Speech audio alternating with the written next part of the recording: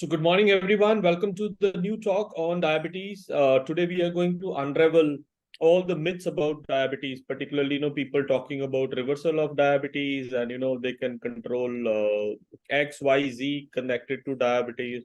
And, India is diabetic capital of the world. Globe is facing diabetes problem.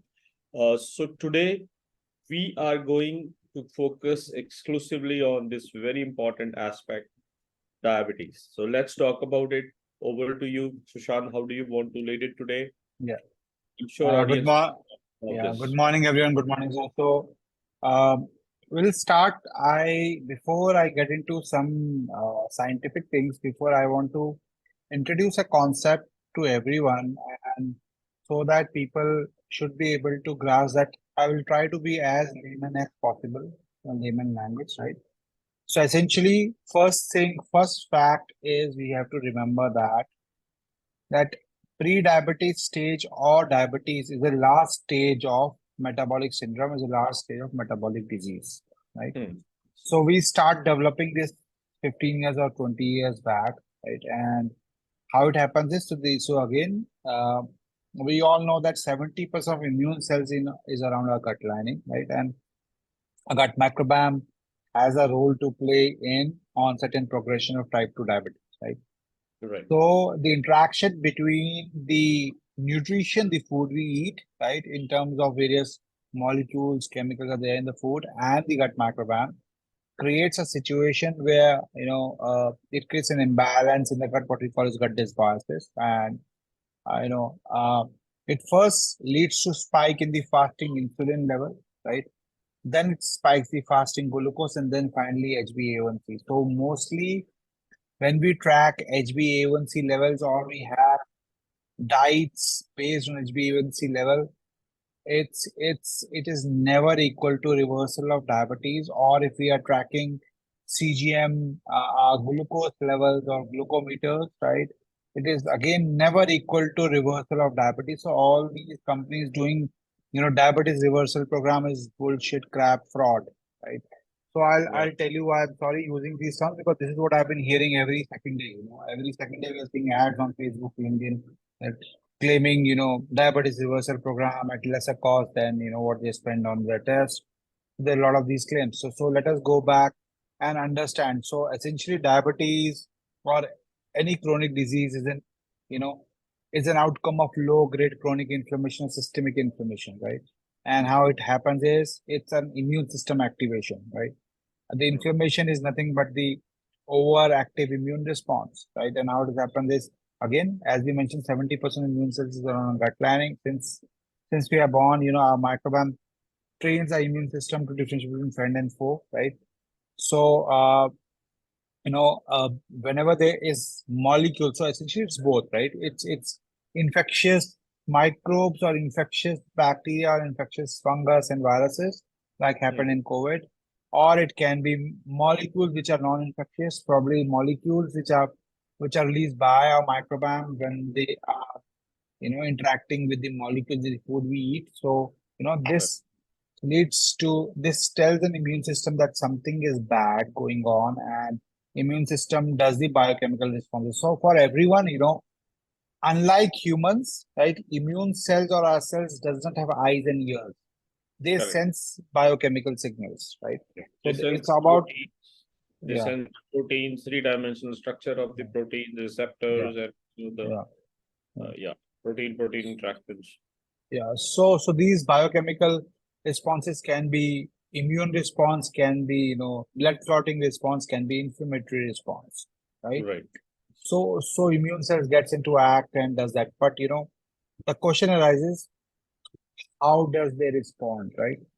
So everyone has a different inflammation symptoms. Someone has, high blood sugar level, someone has frequent urination, someone has headache, someone has migraine, someone has joint pain, back pain, there are a number of things, right? So how do we make sure that, immune system responds accurately, right? And that is where a concept of sensors and receptors come into picture, right? Correct. So when I talk of sensors, right? So this is what we call as inflammasomes. Inflammasome is an adaptive immune system receptor or a sensor, right? So, so it generally, generally activates, generally activates in response to. Sir, you're there? Can't hear you. Can't see you.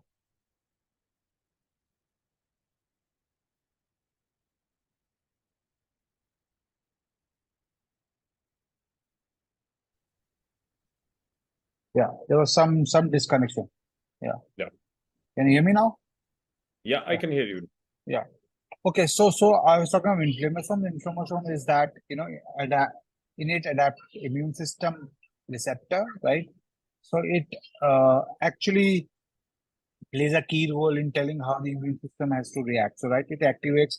So how it is activated is, it's basically the reactive ROS reactive oxidative species or mitochondrial dysfunction. A lot of these things actually activates these inflammasomes, and this inflammasomes actually further activates enzymes which lead to production of various pro-inflammatory cytokines, right? Right. So are you displaying something on the screen? Oh, yeah, Because I'm just displaying it. Yeah. sure. Yeah. That was a nice slide. Yeah.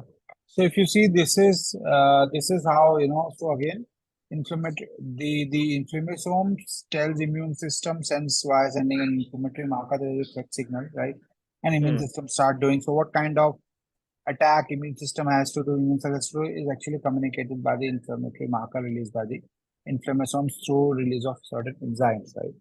So that's a basic thing, right? So again, type 2 diabetes is the starting point, is obviously the trigger point by inflammasomes, right? As I've shared here, that TNF alpha and other pro-inflammatory molecules is linked to they decrease insulin signaling and obesity, right? So it's an overexpression of adipose tissue expression, right? Which so this again, TNF alpha leads to obesity. Unlike a lot of we just end up suppressing our weight by having low calorie deficit diets, right? So it's only suppressor of symptoms, right? Suppressing your weight, suppressing your blood sugar level, suppressing your symptoms, right?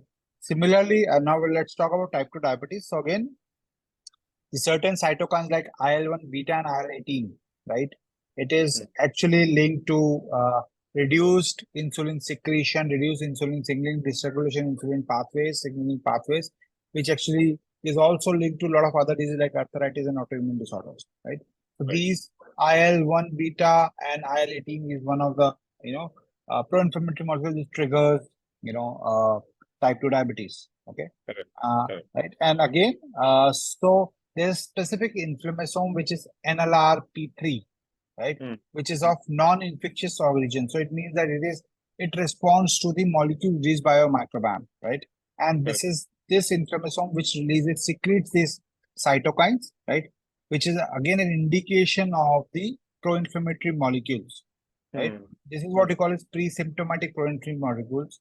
So immune cells acts on that, and then we start having symptoms. So so if you see this slide here, so in pancreas, this inflammasome reduces insulin secretion, reduces beta cell mass, increases beta cell apoptosis, right? In adipose tissue, increases inflammation, reduces insulin sensitivity. In circulation, reduces insulin, reduces glucose. Increase glucose, increase HbA1c, increase inflammation, right? Right. So again, we need to understand, just by suppressing your HbA1c levels because of going to a blood test, and I have a high HbA1c, maybe 6, 6.2, 6.5, 7, 7.5, whatever it is, right? I want to reduce it, so I'm suppressing the blood sugar level. I'm suppressing my blood sugar, high escalation blood sugar. Similarly for CGMs, right? Continuous glucose monitoring machines, right?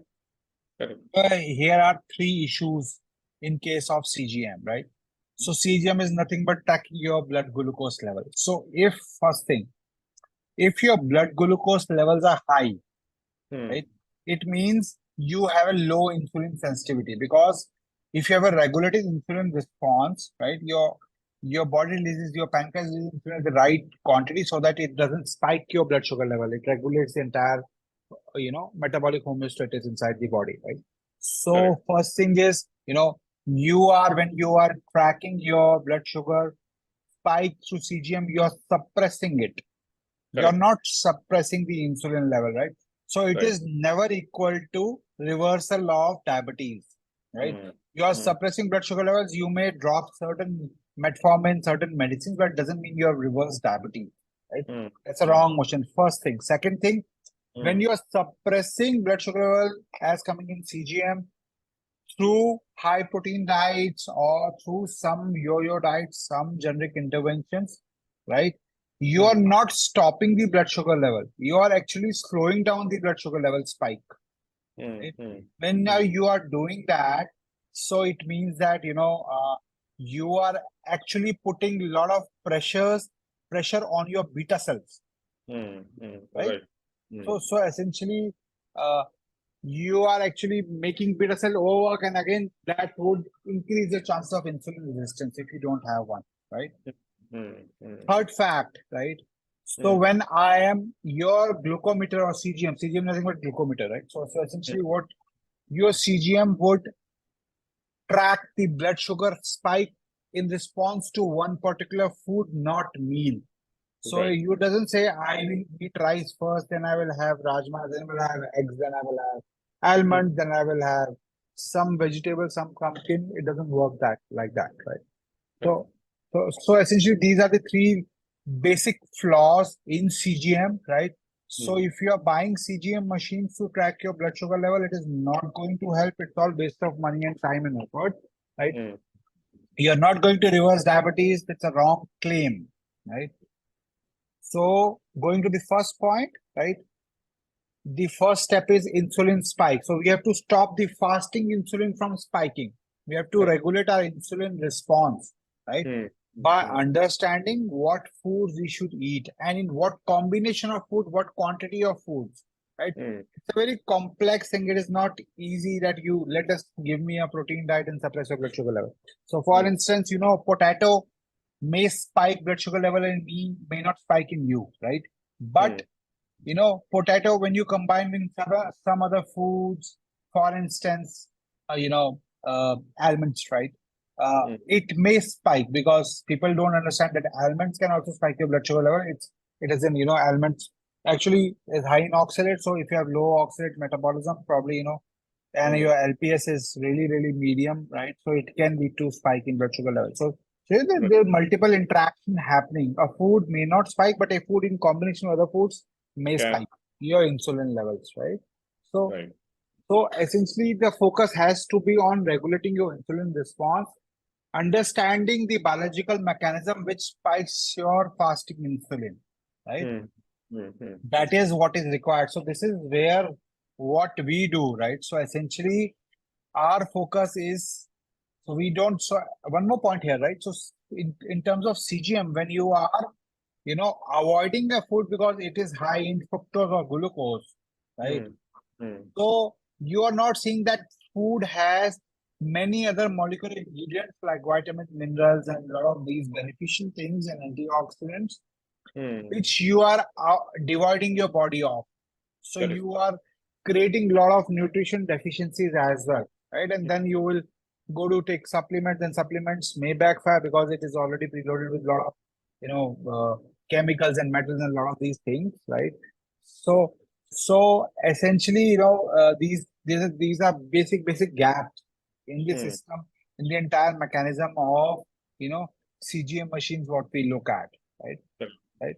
So when we talk of molecules, so essentially one more thing, I have been repeating this again and again. I'll again tell this that, food, let us think food beyond protein, carbs, and fats, right?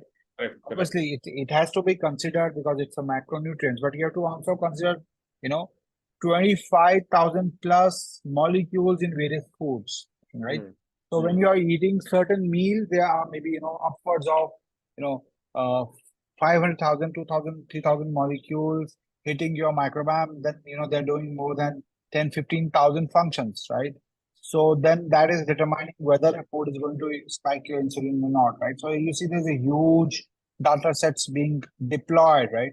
2,000 molecules and digestive enzymes and so much microbial functions, So So, so that's what we have developed a model. Now, what we do in terms of precision nutrition, we obviously look at 26 biological pathways, which covers all biological functions, right?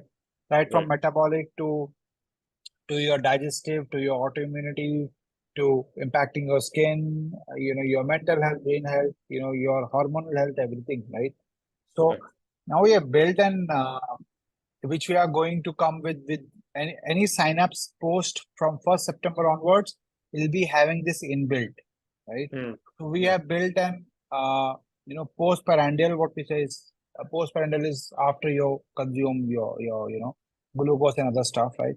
Right. Glycemic response prediction model, right? Hmm. So Hmm. we are going to see various molecules, like we are going to see a tryptophan. Again, tryptophan metabolized by the microbiome can Hmm. either produce, indole propionic acid or acetic acid, which is beneficial, which regulates your insulin, or it can produce indoxyl sulfate, which can spike your insulin. Depends upon how your microbiome is interacting with tryptophan. Tryptophan, similarly, tyrosine can lead to tryptamine production or pyrrhicosol, which can again impact your insulin sensitivity, right? Yeah. Fucose is, a lot of people don't know. So fucose is a sugar molecule found on the gut lining, right? So Hmm. when we are on a calorie deficit restrictive diet or a high protein diet, right? A lot of Hmm. these bugs inside our gut, they are hungry, so they go to our gut lining and start eating fucose, and it spikes your Yeah. insulin levels, right? So doesn't mean if you are having a low calorie deficit diet, it is not going to spike your blood sugar. Fructose, we know it's found in foods and fruits. Obviously, we should eat fruits, but in whole form, in various, because fruits are also little with a lot of fiber. But Right. juices, packed juices, uh, Hmm. these what we call is these syrups, all these which has little bit all this fructose, which spikes your uric acid again, spikes Yeah. your. We look at fructose, we look at glucose, we look at oxalate in combination with uric acid and lipopolysaccharides, right? Purines, we look at resistant starch through bitrate production. We discussed in our previous last week. We discussed on the bitrate video discussion that about resistant starch. Then inulin. Inulin is again a Hmm. sort of dietary fiber which regulates our blood sugar level. Histidine, again, a lot of people, histidine is an amino acid, but interaction between the certain microbes and histidine can actually lead to a particular production of a particular metabolite, Hmm. enzyl propionate, which actually can spike your insulin at a molecular level, right? Correct. Then again, bile acids. So there are certain these molecules we look at in terms of predicting whether a food is going to spike your insulin or not, right? Hmm. So again, you can actually regulate your insulin response by understanding whether a food is going to spike my insulin or not even before you consume it, right? So Correct. that's a model we have built, in-house, which is going to be available free of cost. It would be a part of our up the gut, oral microbiome or vaginal microbiome where you go, any product you sign up, right? Yeah. So Yeah. it'll be part of it, and you'll actually learn whether the food is going to spike your insulin or not, right? So, Yeah. this is the basics which I wanted to share. Yeah. So this is excellent, rather than, thinking about what people are claiming or, claiming wrong things in the market. Uh, Here, at Gene Fertiletics, we are talking at molecular level. We are trying to look at, amino acid level and, how the whole, all the 26 pathways, Mm, actually control diabetes, control insulin spike, and good things which you have shared, like, using CGM machine or, HB1AC level, is probably the last stage. It's better, if you look at the molecular level, if you look at the microbiome, if you look at the pathways and how better we can control pathways and have precise nutrition and mm, control things much before than real diabetes happens. So mm, I'm sure, this is going to be very useful, Sushant, mm. for the audience. Yeah. Yeah. One more point I want to add is, so people who don't have pre-diabetes or diabetes, right, Hmm. and whose HbA1c is regular, right?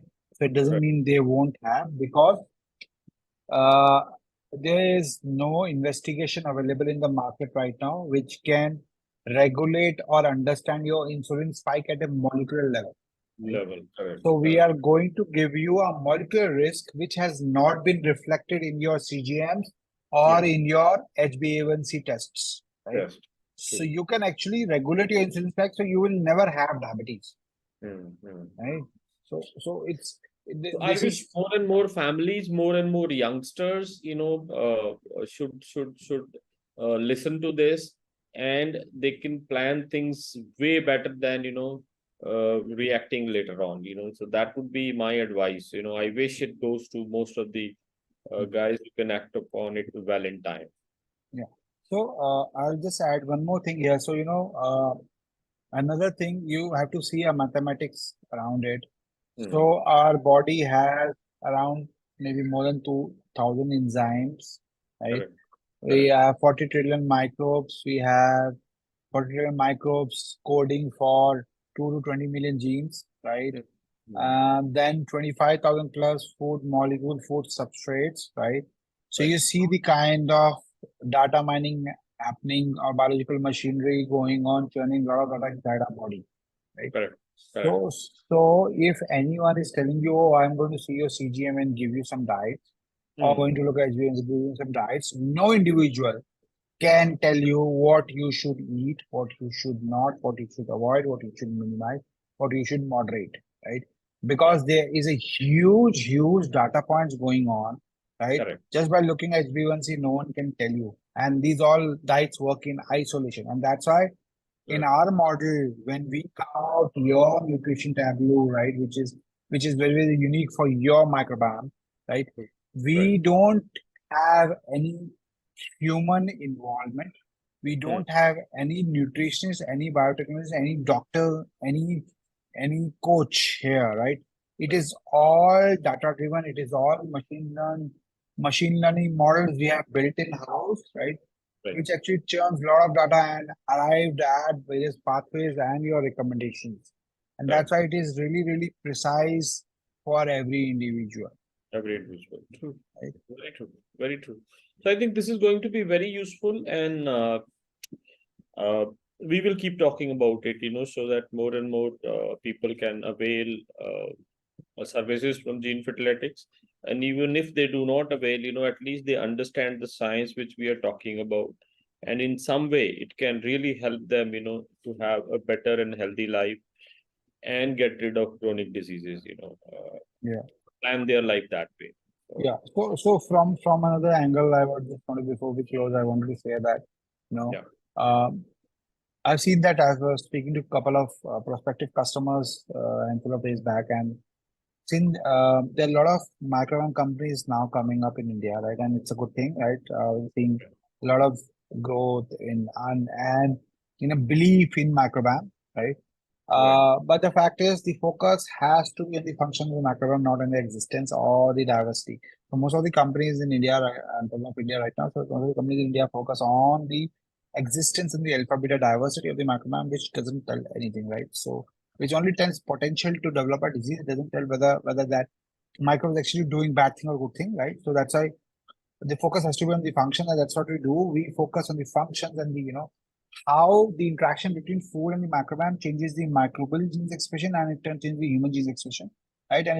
And how these molecules being released actually, you know, triggers, and the metabolites released by the microbiome triggers, inflammasome to release certain pro-inflammatory markers, which makes your immune system overactive, and that these pro-inflammatory molecules actually uh, tells something bad is going on, and we don't have anything to decode of this protein molecules, and actually we end up wait for symptoms to arise, and then we focus on suppressing symptoms, right? So, Yeah. so that's what we do. We have built a model where we are providing with the nutrition interventions. We are now building a model where we can actually uh, determine the molecular pre-symptomatic molecular signatures, right? Yeah. uh, to understand whether you're moving towards a rare disease, or if you're moving when you're going to develop a disease, so that we can actually suppress that molecule by nutrition and actually reverse it. So you will not develop a disease back. Excellent.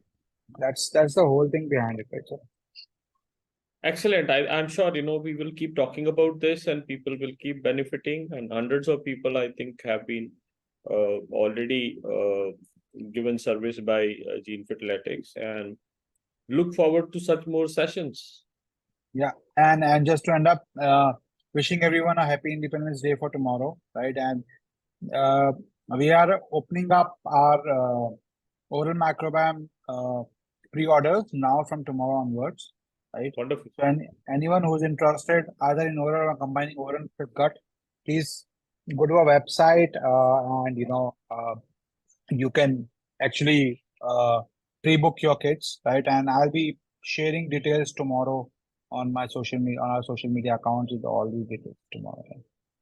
Wonderful. Look forward. And thank you very much. Happy Thank you, sir. Independence Day, Prashant. Thank you, Bye. sir. Same to you, sir. Bye bye.